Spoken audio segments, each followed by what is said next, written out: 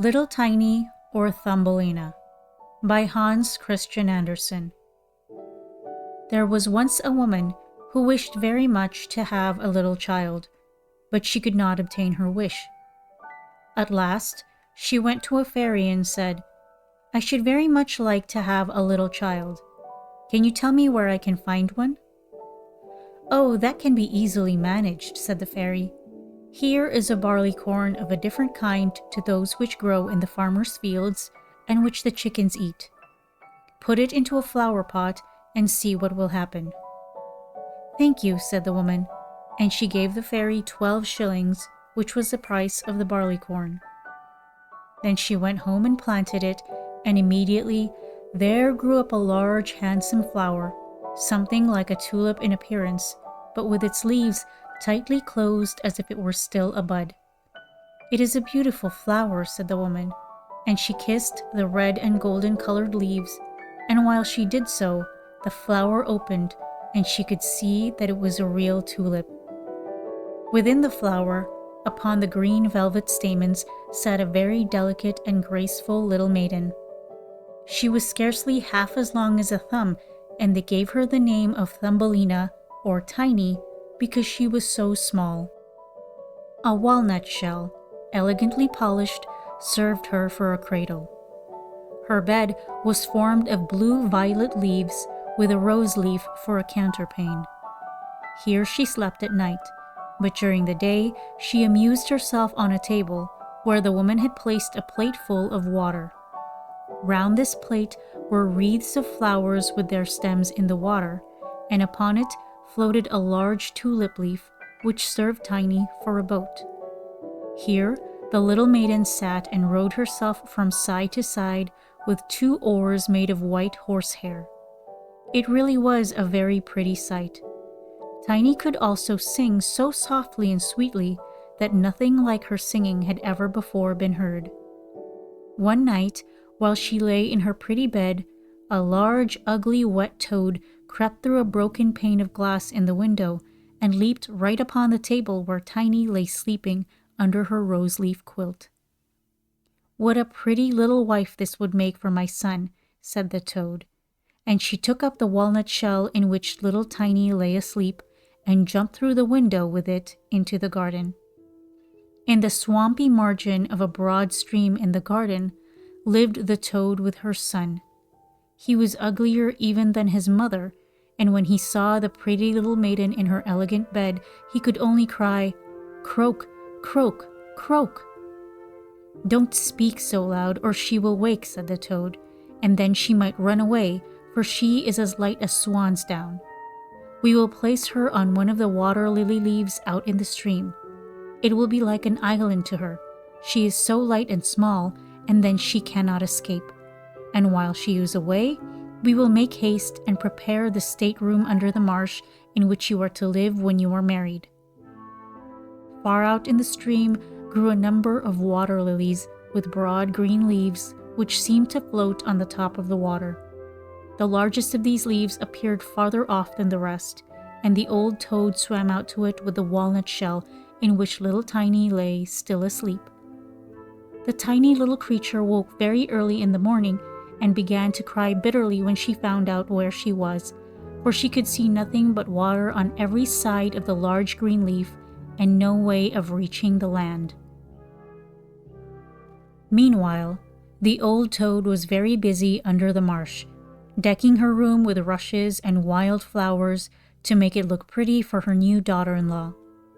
Then she swam out with her ugly son to the leaf on which she had placed poor little Tiny.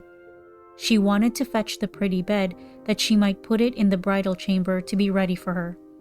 The old toad bowed low to her in the water and said, "Here is my son.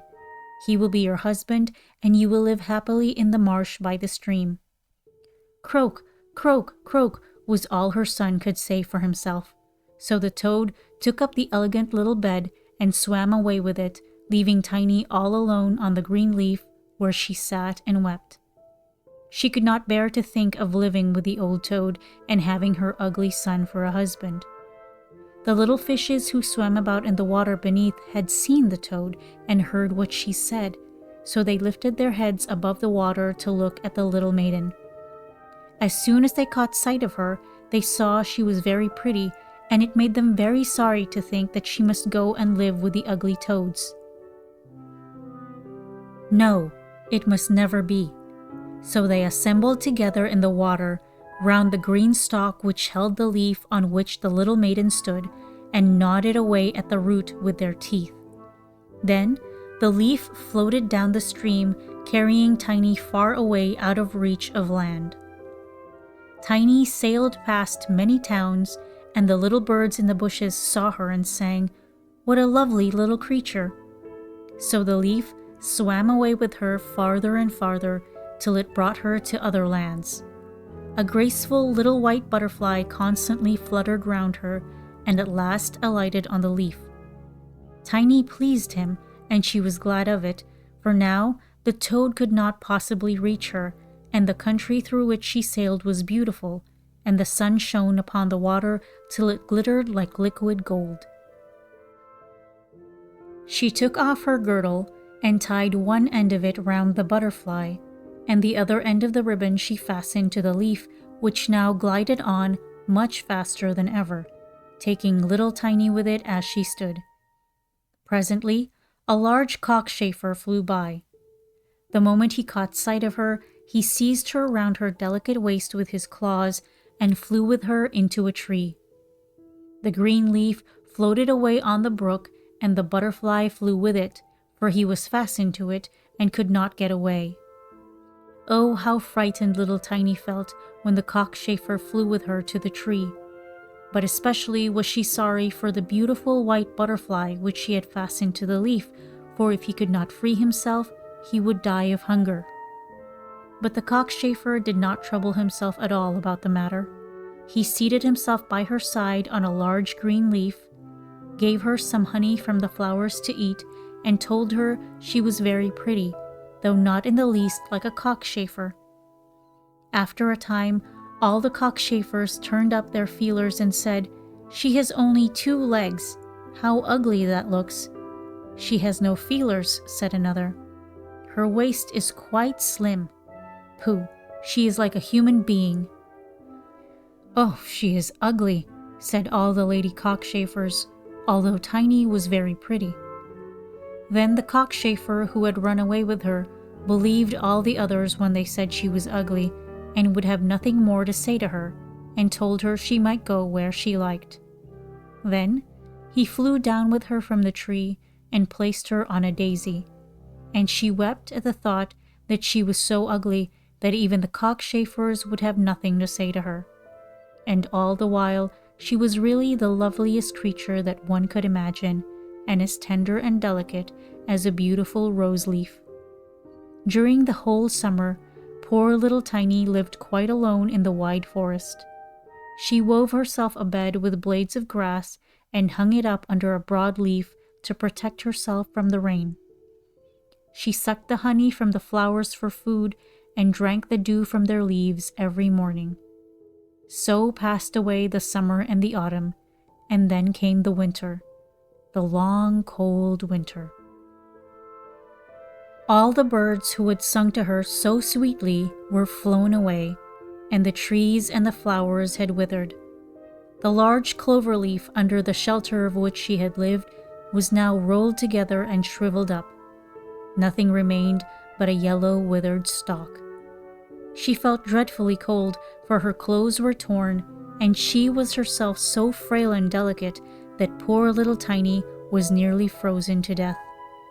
It began to snow, too, and the snowflakes, as they fell upon her, were like a whole shovelful falling upon one of us, for we are tall, but she was only an inch high. Then she wrapped herself up in a dry leaf, but it cracked in the middle and could not keep her warm, and she shivered with cold. Near the wood in which she had been living lay a cornfield, but the corn had been cut a long time. Nothing remained but the bare, dry stubble standing out of the frozen ground. It was to her like struggling through a large wood. Oh, how she shivered with the cold.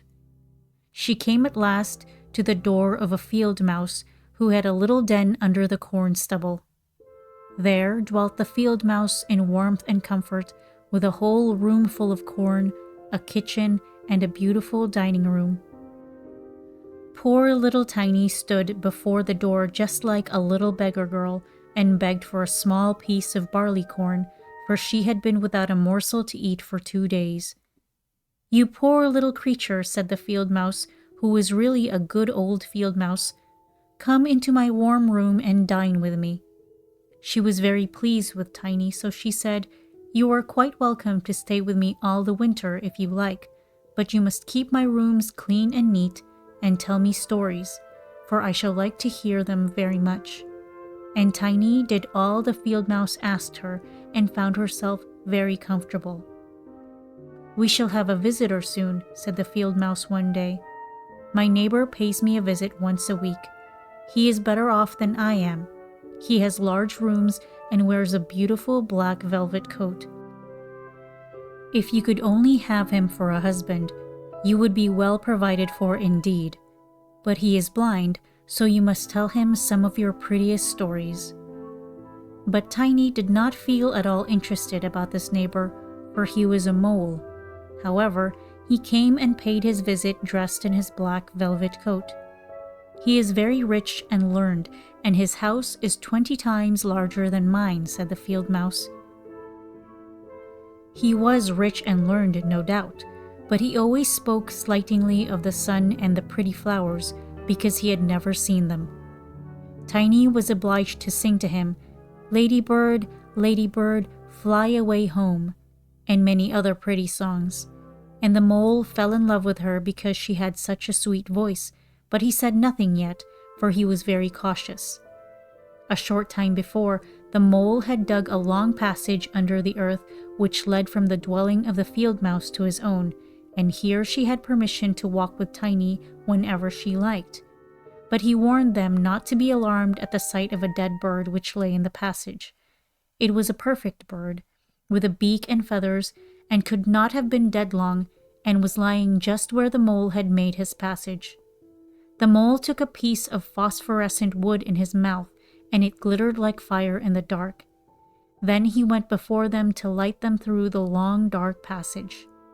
When they came to the spot where lay the dead bird, the mole pushed his broad nose through the ceiling, and the earth gave way, so that there was a large hole, and the daylight shone into the passage. In the middle of the floor lay a dead swallow, his beautiful wings pulled close to his sides, his feet and his head drawn up under his feathers. The poor bird had evidently died of the cold. It made little Tiny very sad to see. She did so love the little birds. All the summer they had sung and twittered for her so beautifully. But the mole pushed it aside with his crooked legs and said, "He will sing no more now. How miserable it must be to be born a little bird. I am thankful that none of my children will ever be birds, for they can do nothing but cry, 'Tweet, tweet,' and always die of hunger in the winter." "Yes, you may well say that as a clever man," exclaimed the field mouse. "What is the use of his twittering, for when winter comes, he must either starve or be frozen to death. Still, birds are very high bred." Tiny said nothing, but when the two others had turned their backs on the bird, she stooped down and stroked aside the soft feathers which covered the head and kissed the closed eyelids. "Perhaps this was the one who sang to me so sweetly in the summer," she said, "and how much pleasure it gave me, you dear, pretty bird." The mole now stopped up the hole through which the daylight shone, and then accompanied the lady home. But during the night, Tiny could not sleep, so she got out of bed and wove a large, beautiful carpet of hay. Then she carried it to the dead bird and spread it over him, with some down from the flowers which she had found in the field mouse's room. It was as soft as wool, and she spread some of it on each side of the bird so that he might lie warmly in the cold earth. "Farewell, you pretty little bird," said she. "Farewell. Thank you for your delightful singing during the summer, when all the trees were green and the warm sun shone upon us." Then she laid her head on the bird's breast, but she was alarmed immediately, for it seemed as if something inside the bird went thump, thump. It was the bird's heart. He was not really dead, only benumbed with the cold, and the warmth had restored him to life. In autumn, all the swallows fly away into warm countries, but if one happens to linger, the cold seizes it. It becomes frozen and falls down as if dead. It remains where it fell, and the cold snow covers it. Tiny trembled very much. She was quite frightened, for the bird was large, a great deal larger than herself. She was only an inch high. But she took courage, laid the wool more thickly over the poor swallow, and then took a leaf which she had used for her own counterpane and laid it over the head of the poor bird. The next morning, she again stole out to see him. He was alive, but very weak. He could only open his eyes for a moment to look at Tiny, who stood by holding a piece of decayed wood in her hand, for she had no other lantern. "Thank you, pretty little maiden," said the sick swallow. "I have been so nicely warmed that I shall soon regain my strength and be able to fly about again in the warm sunshine." "Oh," said she, "it is cold out of doors now. It snows and freezes. Stay in your warm bed. I will take care of you." Then she brought the swallow some water in a flower leaf, and after he had drank, he told her that he had wounded one of his wings in a thorn bush and could not fly as fast as the others, who were soon far away on their journey to warm countries. Then at last he had fallen to the earth and could remember no more, nor how he came to be where she had found him. The whole winter the swallow remained underground, and Tiny nursed him with care and love. Neither the mole nor the field mouse knew anything about it, for they did not like swallows. Very soon the springtime came, and the sun warmed the earth. Then the swallow bade farewell to Tiny, and she opened the hole in the ceiling which the mole had made. The sun shone in upon them so beautifully that the swallow asked her if she would go with him. She could sit on his back, he said, and he would fly away with her into the green woods. But Tiny knew it would make the field mouse very grieved if she left her in that manner, so she said, "No, I cannot." "Farewell, then. Farewell, you good, pretty little maiden," said the swallow, and he flew out into the sunshine. Tiny looked after him, and the tears rose in her eyes. She was very fond of the poor swallow. "Tweet, tweet," sang the bird as he flew out into the green woods, and Tiny felt very sad. She was not allowed to go out into the warm sunshine. The corn which had been sown into the fields over the house of the field mouse had grown up high into the air and formed a thick wood to Tiny, who was only an inch in height. "You are going to be married, Tiny," said the field mouse. "My neighbor has asked for you. What good fortune for a poor child like you! Now, we will prepare your wedding clothes. They must be both woolen and linen. Nothing must be wanting when you are the mole's wife." Tiny had to turn the spindle, and the field mouse hired 4 spiders who were to weave day and night. Every evening, the mole visited her and was continually speaking of the time when the summer would be over. Then he would keep his wedding day with Tiny. But now, the heat of the sun was so great that it burned the earth and made it quite hard like a stone. As soon as the summer was over, the wedding should take place. But Tiny was not at all pleased, for she did not like the tiresome mole. Every morning when the sun rose, and every evening when it went down, she would creep out at the door, and as the wind blew aside the ears of corn so that she could see the blue sky, she thought how beautiful and bright it seemed out there, and wished so much to see her dear swallow again. But he never returned, for by this time he had flown far away into the lovely green forest. When autumn arrived, Tiny had her outfit quite ready, and the field mouse said to her, "In 4 weeks the wedding must take place." Then Tiny wept and said she would not marry the disagreeable mole. "Nonsense," replied the field mouse. "Now don't be obstinate, or I shall bite you with my white teeth. He is a very handsome mole. The queen herself does not wear more beautiful velvets and furs. His kitchen and cellars are quite full. You ought to be very thankful for such good fortune." So the wedding day was fixed, on which the mole was to fetch Tiny away to live with him, deep under the earth, and never again to see the warm sun, because he did not like it.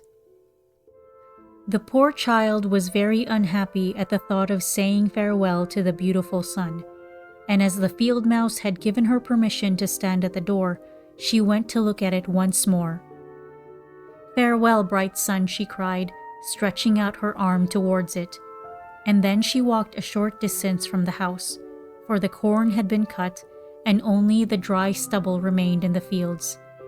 "Farewell, farewell," she repeated, twining her arm round a little red flower that grew just by her side. "Greet the little swallow from me if you should see him again." Tweet, tweet sounded over her head suddenly. She looked up, and there was the swallow himself flying close by. As soon as he spied Tiny, he was delighted, and then she told him how unwilling she felt to marry the ugly mole and to live always beneath the earth and never to see the bright sun any more. And as she told him, she wept. "Cold winter is coming," said the swallow, "and I am going to fly away into warmer countries. Will you go with me? You can sit on my back and fasten yourself on with your sash. Then we can fly away from the ugly mole and his gloomy rooms, far away over the mountains into warmer countries where the sun shines more brightly than here, where it is always summer and the flowers bloom in greater beauty. Fly now with me, dear little Tiny. You saved my life when I lay frozen in that dark passage." "Yes, I will go with you," said Tiny, and she seated herself on the bird's back, with her feet on his outstretched wings, and tied her girdle to one of his strongest feathers. Then the swallow rose into the air and flew over forest and over sea, high above the highest mountains covered with eternal snow. Tiny would have been frozen in the cold air, but she crept under the bird's warm feathers, keeping her little head uncovered so that she might admire the beautiful lands over which they passed. At length, they reached the warm countries where the sun shines brightly and the sky seems so much higher above the earth. Here on the hedges and by the wayside grew purple, green, and white grapes. Lemons and oranges hung from trees in the woods, and the air was fragrant with myrtles and orange blossoms. Beautiful children ran along the country lanes, playing with large gay butterflies, and as the swallow flew farther and farther, every place appeared still more lovely. At last, they came to a blue lake, and by the side of it, shaded by trees of the deepest green, stood a palace of dazzling white marble built in the olden times. Vines clustered round its lofty pillars, and at the top were many swallows' nests, and one of these was the home of the swallow who carried Tiny. "This is my house," said the swallow, "but it would not do for you to live there. You would not be comfortable. You must choose for yourself one of those lovely flowers, and I will put you down upon it, and then you shall have everything that you can wish to make you happy." "That will be delightful," she said, and clapped her little hands for joy. A large marble pillar lay on the ground which, in falling, had been broken into 3 pieces. Between these pieces grew the most beautiful large white flowers, so the swallow flew down with Tiny and placed her on one of the broad leaves. But how surprised she was to see in the middle of the flower a tiny little man, as white and transparent as if he had been made of crystal. He had a gold crown on his head and delicate wings at his shoulders, and was not much larger than Tiny herself. He was the angel of the flower, for a tiny man and a tiny woman dwell in every flower, and this was the king of them all. "Oh, how beautiful he is," whispered Tiny to the swallow. The little prince was at first quite frightened at the bird, who was like a giant compared to such a delicate little creature as himself. But when he saw Tiny, he was delighted and thought her the prettiest little maiden he had ever seen. he took the gold crown from his head and placed it on hers, and asked her name, and if she would be his wife and queen over all the flowers. This certainly was a very different sort of husband to the son of a toad, or the mole with his black velvet and fur, so she said yes to the handsome prince. Then all the flowers opened, and out of each came a little lady or a tiny lord, all so pretty it was quite a pleasure to look at them. Each of them brought Tiny a present, but the best gift was a pair of beautiful wings which had belonged to a large white fly, and they fastened them to Tiny's shoulders so that she might fly from flower to flower. Then there was much rejoicing, and the little swallow who sat above them in his nest was asked to sing a wedding song, which he did as well as he could. But in his heart he felt sad, for he was very fond of Tiny and would have liked never to part from her again. "You must not be called Tiny any more," said the spirit of the flowers to her. "It is an ugly name, and you are so very pretty. We will call you Maya." "Farewell, farewell," said the swallow with a heavy heart as he left the warm countries to fly back into Denmark. There he had a nest over the window of a house in which dwelt the writer of fairy tales. The swallow sang, "Tweet, tweet," and from his song came the whole story.